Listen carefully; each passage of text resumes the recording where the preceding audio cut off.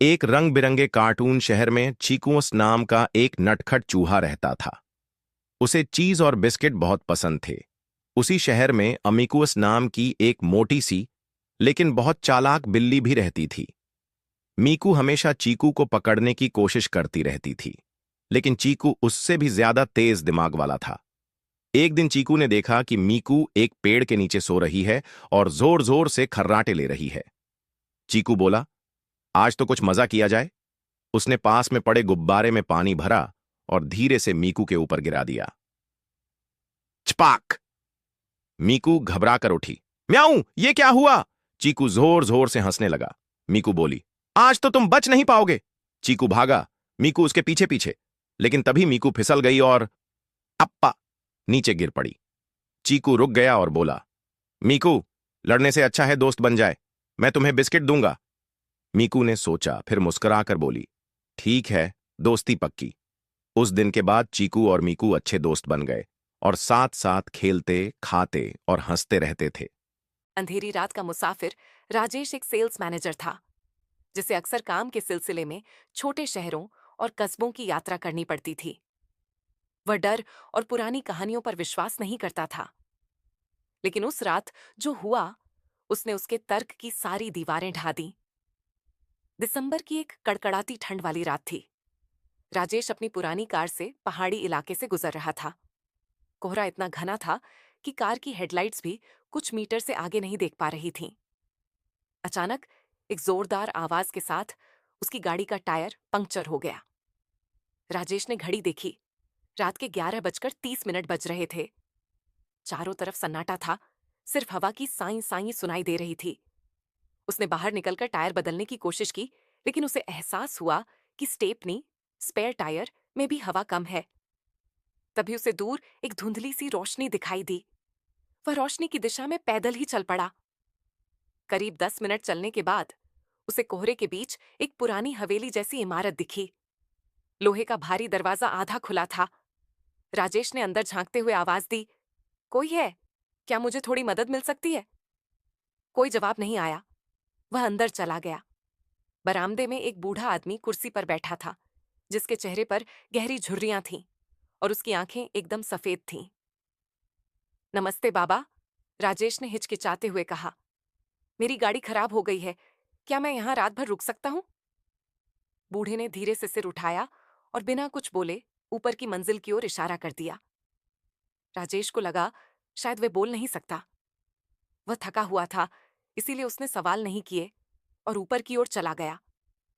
ऊपर एक कमरा था, जिसमें एक पलंग और एक पुराना आईना लगा था। राजेश बिस्तर पर लेट गया, लेकिन उसे नींद नहीं आ रही थी। कमरे में अजीब सी गंध थी, जैसे कुछ सड़ रहा हो। अचानक उसे किसी के चलने की आवाज आई। चप चप चप, जैसे कोई गीले पैरों से बरामदे में चल रहा हो। राजेश ने सोचा शायद वह बूढ़ा आदमी होगा, लेकिन फिर उसने गौर किया कि आवाज उसके कमरे के दरवाजे के ठीक बाहर आकर रुक गई है। बाबा, आप हैं क्या? राजेश ने पुकारा। कोई जवाब नहीं, बस सन्नाटा। राजेश ने हिम्मत जुटाई और दरवाजा खोला। बाहर कोई नहीं था, लेकिन फर्श पर पानी के निशान थे, जैसे कोई अभी अभी वहां से गुजरा हो। वह निशान सीढ़ियों की तरफ नहीं, बल्कि दीवार की तरफ जा रहे थे और दीवार पर ही खत्म हो रहे थे। राजेश का दिल तेजी से धड़कने लगा। वह वापस कमरे में आया और दरवाजा कुंडी लगाकर बंद कर लिया।